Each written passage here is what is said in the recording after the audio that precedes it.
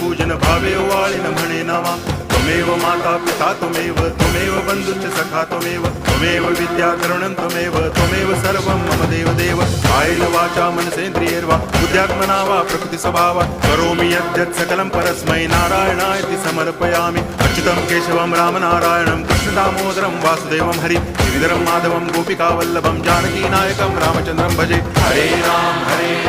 Ram Ram